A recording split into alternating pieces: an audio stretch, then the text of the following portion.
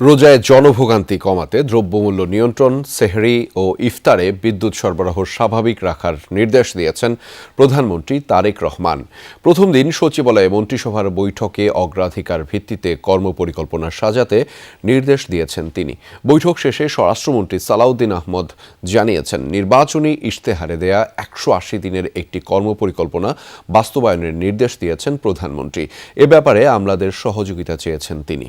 True 700 ppm আকিশ Basir glass কেনার আগে দেখে নিলেই জিতবেন।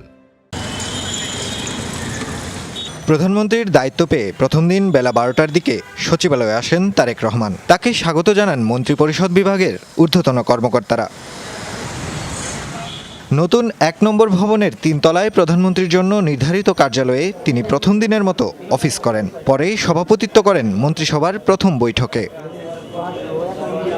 শুরুতেই নবগঠিত মন্ত্রিসভার সদস্যদের সঙ্গে কুশল বিনিময় করেন প্রধানমন্ত্রী। বার্তা দেন আগামীর বাংলাদেশ বিনির্মাণে পরিকল্পনা বাস্তবায়নের। তারেক রহমান বলেন, জনগণ ম্যান্ডেট দিয়ে বিএনপিকে ক্ষমতায় এনেছে, তাই প্রত্যেকটি মন্ত্রণালয়কে জনগণের স্বার্থে কাজ করতে নির্দেশনা দেন তিনি।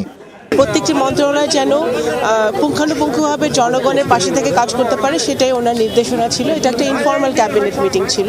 সব মন্ত্রণালয়ের যারা দায়িত্বে আছি তারা যেন যে কোনো ধরনের প্রভাব এবং স্বজনপ্রীতি ঊর্ধ্বে থেকে কাজ করি এবং বিশেষ করে দুর্নীতির প্রশ্নে যেন আমাদের একটা শক্ত অবস্থান থাকে।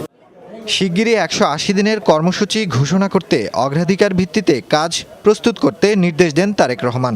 সেই সাথে রোজায় জনভোগান্তি কমাতে দ্রব্যমূল্য নিয়ন্ত্রণ, আইনশৃঙ্খলা পরিস্থিতি নিয়ন্ত্রণ ও বিদ্যুৎ সরবরাহ স্বাভাবিক রাখতে নির্দেশ দিয়েছেন তিনি।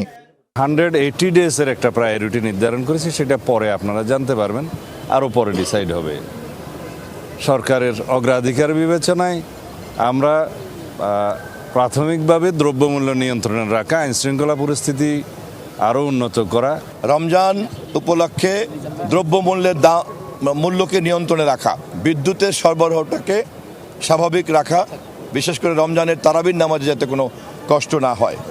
এরপর বিকেলে প্রধানমন্ত্রী তারেক রহমান আলাদা বৈঠক করেন সচিবদের সঙ্গে। তাদের নতুন উদ্যমে কাজ করার নির্দেশ দেন তিনি। সভায় উপস্থিত সচিবরা জানান, জনগণকে দেয়া নির্বাচনী ইশতেহার বাস্তবায়নে কর্মকর্তাদের সহযোগিতা চেয়েছেন প্রধানমন্ত্রী।